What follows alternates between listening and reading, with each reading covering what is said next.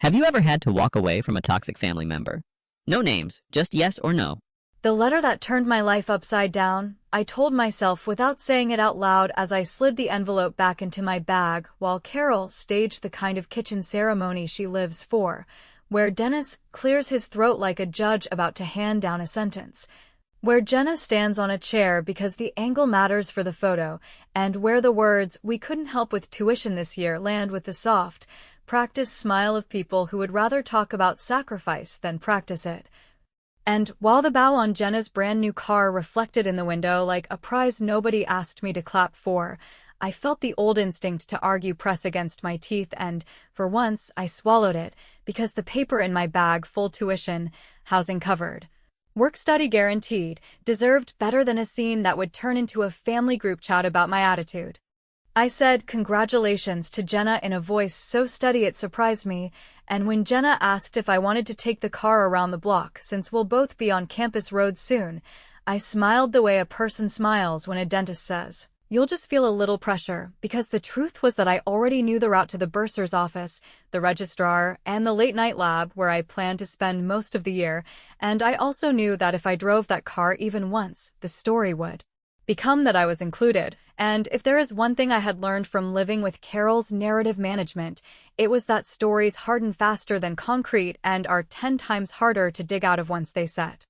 I packed the next morning with a rhythm that felt like a decision rather than a departure, loading a single suitcase with what I needed and a folder thicker than any sweater, and while I zipped the bag I let Dennis rehearse the "you understand, right, kiddo?" line that always gives him permission to avoid being the villain of his own choices, and I gave Dennis the nod he wanted, not because I agreed, but because I was done auditioning for a role named Grateful Daughter, and then I left a note on my old desk with 3 lines that were mainly for me: document everything, ask for nothing I cannot repay, let results do the talking, and I headed to campus without posting a photo, because privacy is not secrecy when it is strategy.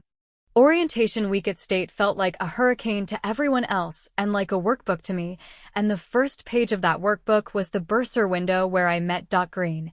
who looked at me the way nurses look at a patient who actually followed the pre-op instructions, and when I asked how to make sure the first bill hit the right scholarship line, and how to keep work-study hours from overlapping with required tutorials, Dot taught me the sentence that would become my talisman: show me what documentation you need and who can sign it, and Dot slid me a highlighter like a handshake and said, "You'll be fine," which I believed not because of the words, but because Dot said fine like a promise instead of a pat on the head. My work study shifted me to the business building's evening desk, and that is where Leonard Price came into the picture, mopping floors with a slow, deliberate patience that said he understood more about systems than anyone on the faculty page.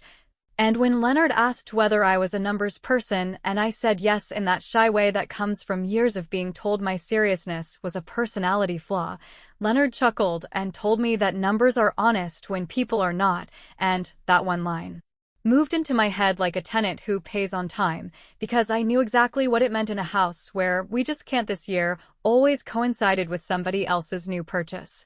Carol texted photos from the dealership for a week like she was running a marketing campaign, with captions about investing in Jenna's future and little jabs about how success loves speed.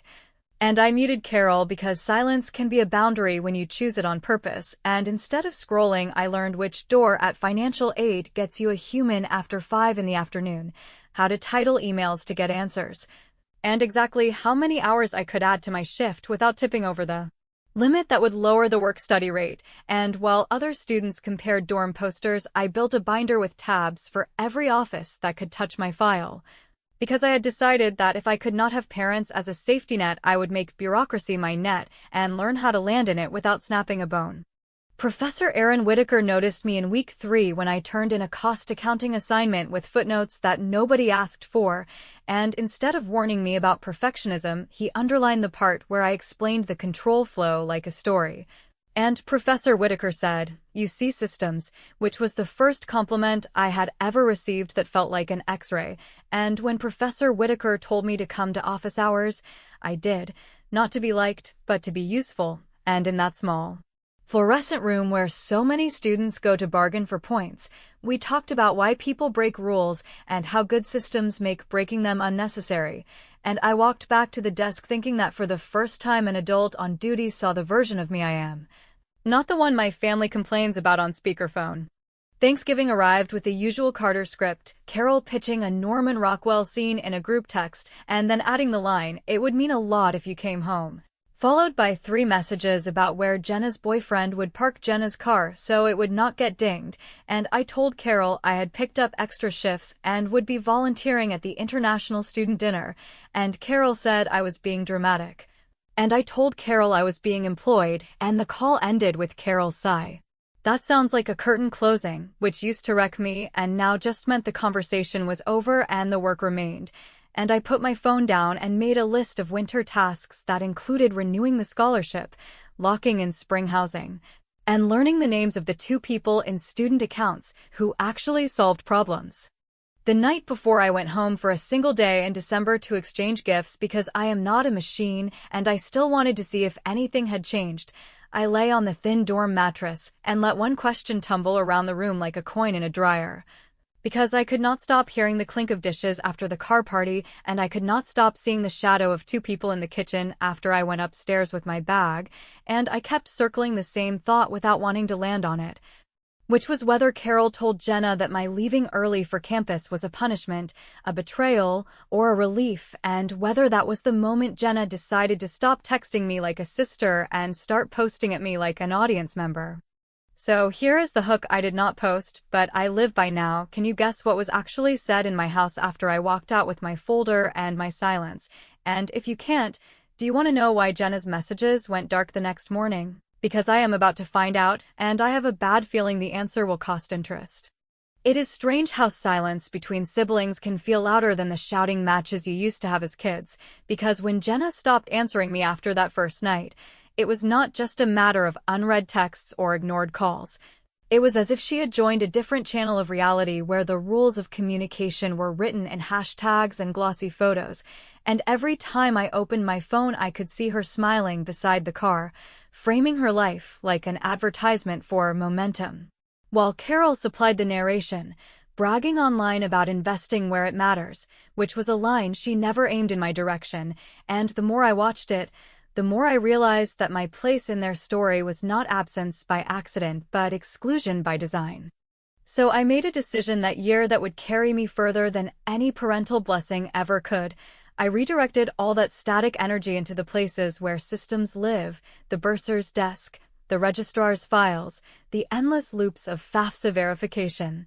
And in those fluorescent rooms where students usually arrive to beg or panic, I showed up with binders tabbed and papers highlighted. Speaking the language Dot had drilled into me, asking what documentation was needed and who was authorized to sign it, and over time, something shifted, because when you prove you can play the system on its own terms, the system begins to open doors you never even saw before.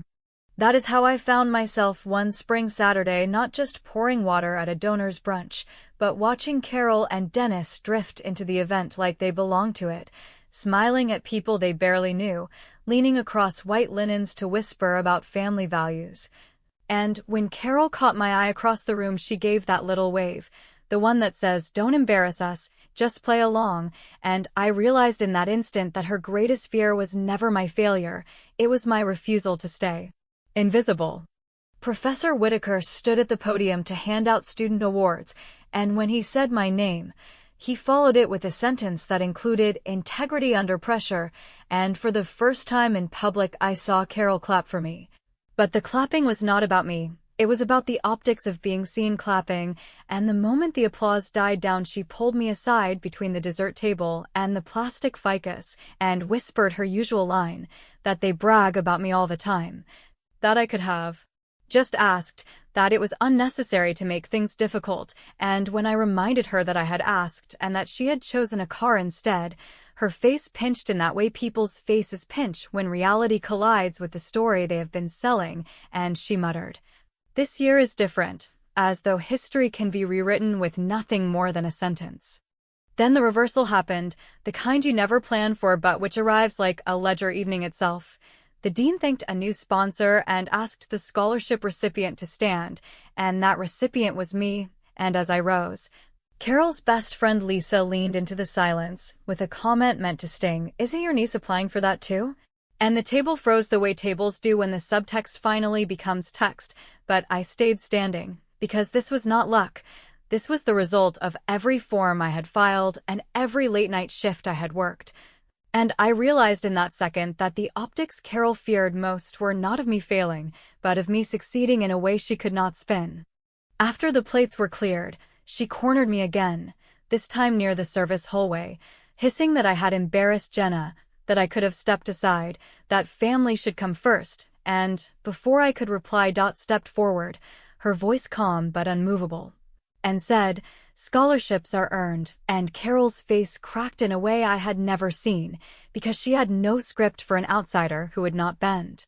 Later that week, Professor Whitaker called me into his office, slid a sealed envelope across the desk, and told me he had nominated me for a national scholarship, and that while he believed I could win, I should be ready for pushback. Because success attracts friction, and as I walked out into the hallway, Leonard passed with his mop and muttered, "You're about to learn the difference between attention and respect," which landed harder than any lecture because it was not theory, it was survival.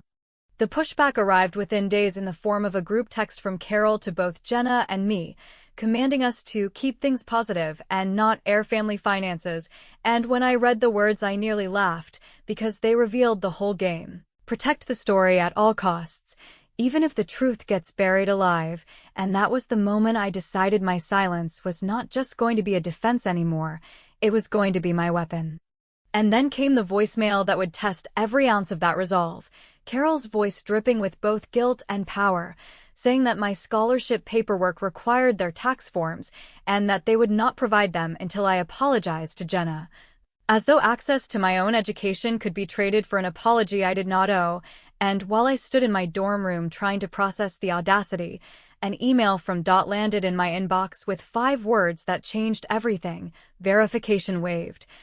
File approved independently, and in that moment I saw the whole chessboard flip, because my parents' leverage had evaporated, and the story they had been selling now had a gaping hole that no photo op could fill.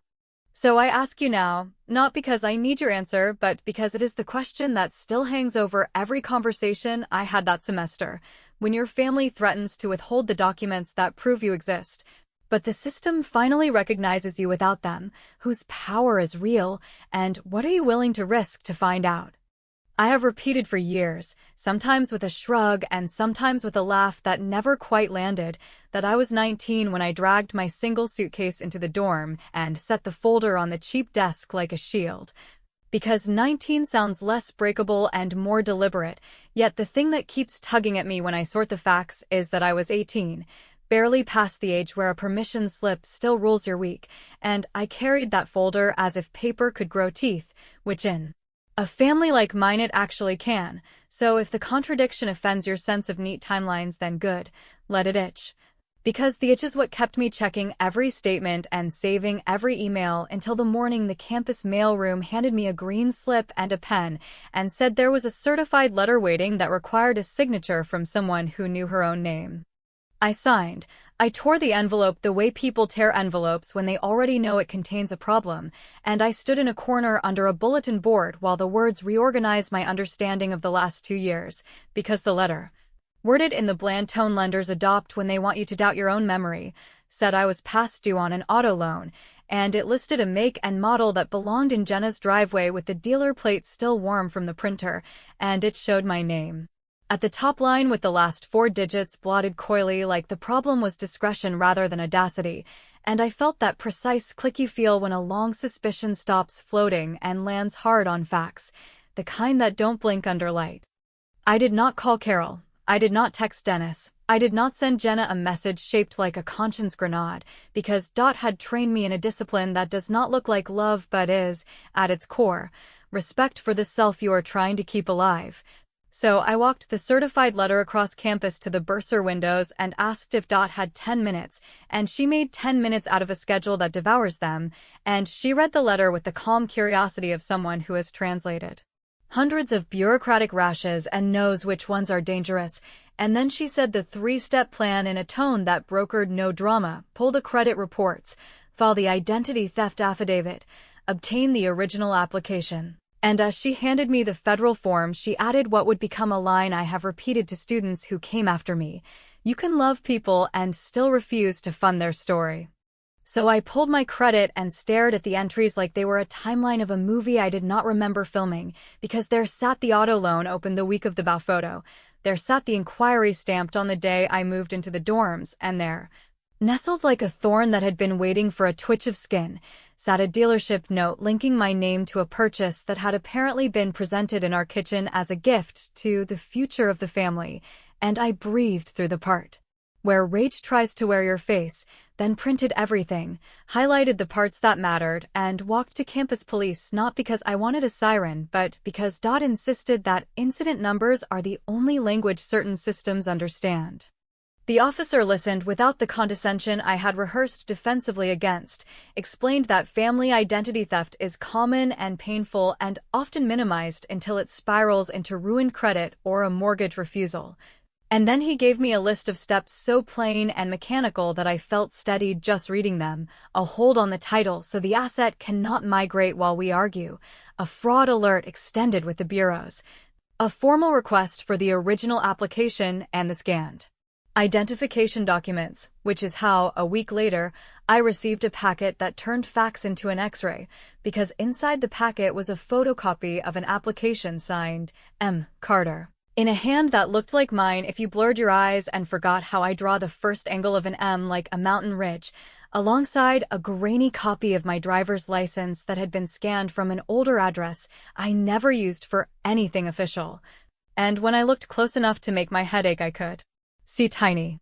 artifacts around the photo, as if the image had been lifted and set again, which is not me saying forgery, because I do not have the authority to name crimes, but it is me saying that somebody treated my identity like a stapler, borrowed without asking and returned only when the desk drawer jammed.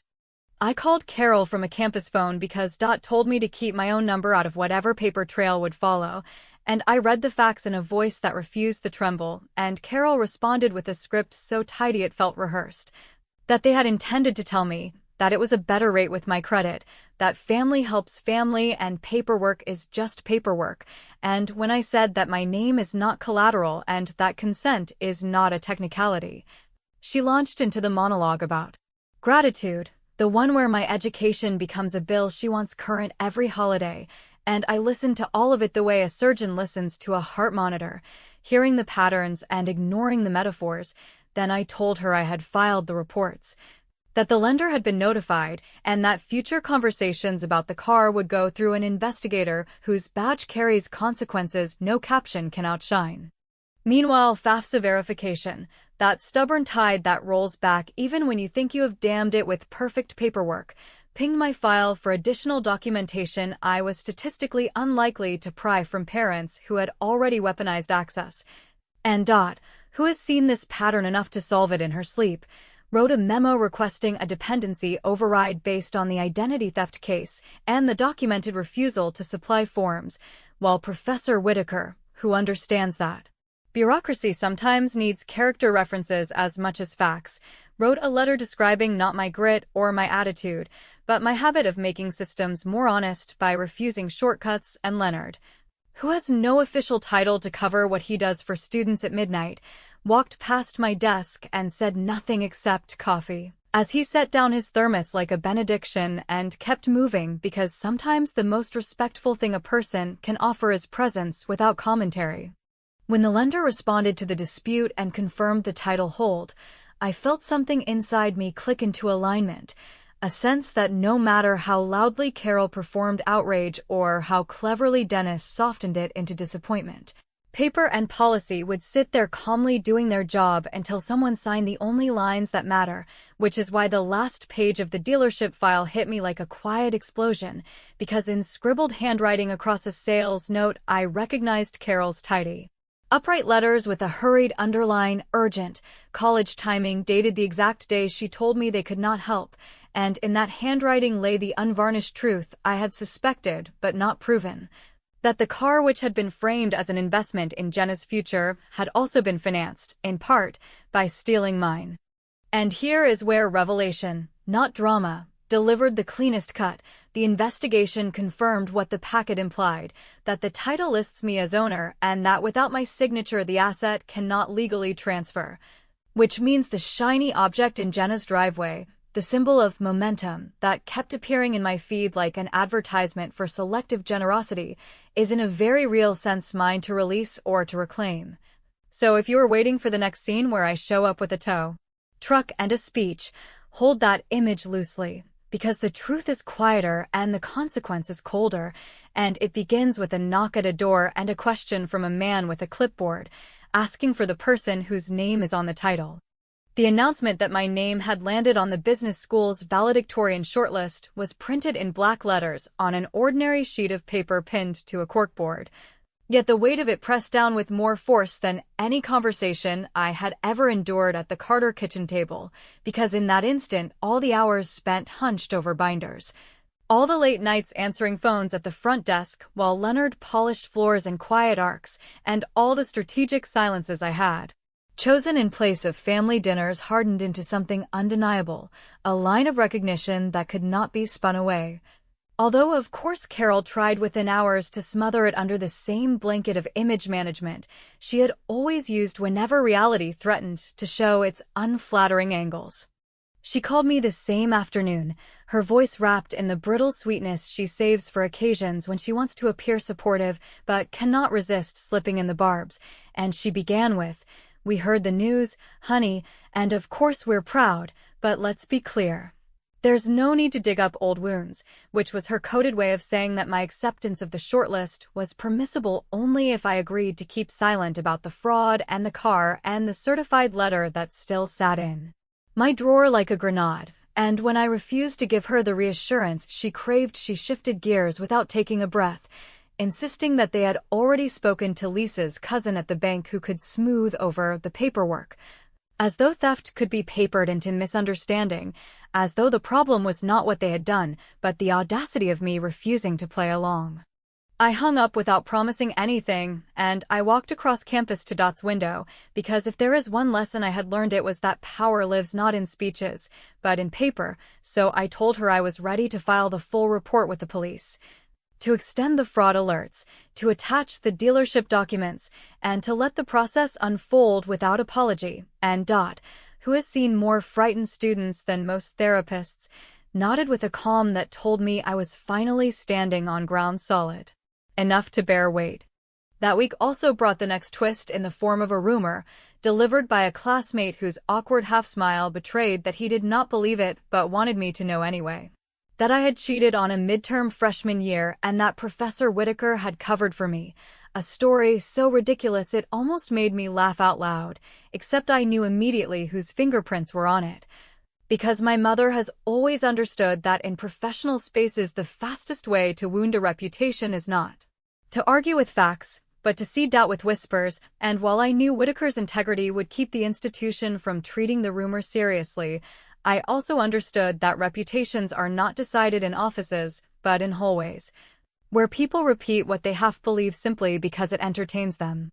When I told Whitaker, he did not flinch, he did not try to shield me with platitudes, he simply said, "We will document everything, and we will handle it through channels." And then he looked me in the eye in a way that made me feel steadier than I deserved and said, "Sometimes winning means refusing to move," and I carried that line in my chest like a firewall against the next wave of insinuations. Meanwhile, the National Scholarship application, the one Whitaker had pushed me toward, advanced to its final round, and I received a prompt that asked me to write about conflict of interest in human terms. And I wrote not about a stranger but about a student whose family demanded access to her university account and whose decision to withhold it tested the very definition of integrity, and while I never wrote the word me, I let the case study carry every ounce of my own experience, because I had come to realize that truth does not always need a name in order to make its point. The detective called back with news that they had obtained dealership footage showing Carol and Jenna at the desk, signing documents, sliding copies of my license across the counter, and when he asked me to confirm that I had not authorized any of it, I spoke calmly into the receiver even while my hands shook, because Leonard had once told me that shaking is only proof your body refuses to lie, and I gave the detective the statement he needed, which meant that for the first time an external authority was going to confront Carol with facts she could not bury in caption photos. The retaliation came as expected, but still cut deeper than I admit, when Carol posted a smiling picture with Jenna under the caption supporting our girls equally, tagging me as if to prove our unity, and then sent me the screenshot of likes. A move so transparent in its desperation that it almost made me pity her, until I remembered that pity is just another form of participation in someone else's narrative. So instead of engaging, I sent her the case number and the line, "Direct future. Questions to the detective," and I left it at that. The dean called me into his office soon after, told me the rumor had been investigated and dismissed, and urged me not to let it shake me, and while I thanked him politely, the truth was that something in me had already hardened past the point of shaking. Because once you have watched your own name appear on fraudulent loans and false rumors, you stop fearing gossip and start focusing on documentation, and that shift is irreversible. Commencement information began flooding our inboxes, full of words like ticket allotments and metal detectors and no balloons allowed, the kind of logistical details that make most families squabble, but which in my family promise something far worse.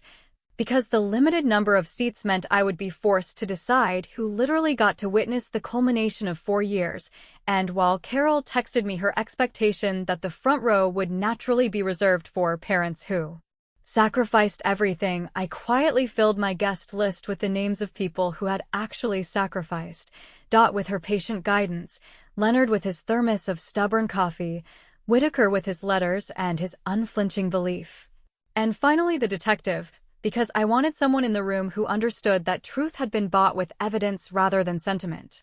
The night before graduation, I walked past the arena where workers were testing the scrolling display of names, and when mine flashed across the screen, I stood there long enough that the security guard coughed to remind me to move along. And on my way back to the door, my phone buzzed with a message from Jenna that carried more menace than any of Carol's speeches. "Mom says you're withholding the seat numbers from us, and that's cruel," and I typed and deleted a dozen replies before finally sending the only one that mattered. "Inside my life is by invitation," and I turned off the screen, because I had already decided that the question was not whether they would try to storm the door, but whether I was ready to hold it shut until the right people had taken their seats. Graduation morning carried with it none of the festive lightness people describe in yearbooks or speeches, because for me the day was never about balloons or caps tossed skyward. It was about whether the seat numbers I held in my hand would finally translate into a ledger of who had actually invested in my survival and who had merely performed support for the sake of their own reflection. And as I buttoned the robe that still smelled faintly of the plastic it had been shipped in, I felt the weight of 4 years balanced in my pocket where the tickets rested, not as scraps of paper, but as verdicts, each one deciding who would bear witness to the words I had written, who would sit close enough to feel the air shift when my name was called, and who would remain outside pounding at doors that no longer opened to them. I texted Dot the entry point and the row, and within minutes she replied with a simple line, "We're already here," which struck me harder than any congratulatory speech could, because the fact that she had chosen to arrive early, to situate herself without fuss, to treat my day as a priority without demanding recognition, revealed more love than every holiday toast I had endured at the Carter table combined, and when I looked again at my list I felt no hesitation as I confirmed Leonard's seat. Remembering the endless nights he had left his thermos at my desk without commentary, reminding me that respect is not loud but persistent, and then of course Whitaker, who had written letters that cracked open opportunities one would never have glimpsed alone, and finally the detective. Because if the past 4 years had taught me anything, it was that justice does not materialize from family loyalty or polite silence, but from people willing to put their names on the line to document what others prefer to bury. Outside the arena, Carol and Dennis were already circling like anxious birds, texting me in rapid bursts, "Where are our seats?" and "We're at Gate B," followed by a photo Carol must have asked a stranger to take of her hand pressed theatrically against the glass doors. her face arranged in that calculated expression that signals maternal devotion to the world while privately demanding obedience, and as I looked at the screen I thought of every time I had once waited for her to open a door. Whether financial, emotional, or literal, only to find that it locked behind her whenever my presence complicated the narrative she was rehearsing for her friends. And I realized with something close to relief that I no longer felt compelled to step into the role of daughter as scapegoat just to make the story run smoothly. Backstage, the platform party was a blur of professors adjusting their gowns and administrators rehearsing the order of names, but when Whitaker leaned close and told me, "Say the thing you wish someone had said to you 4 years ago,"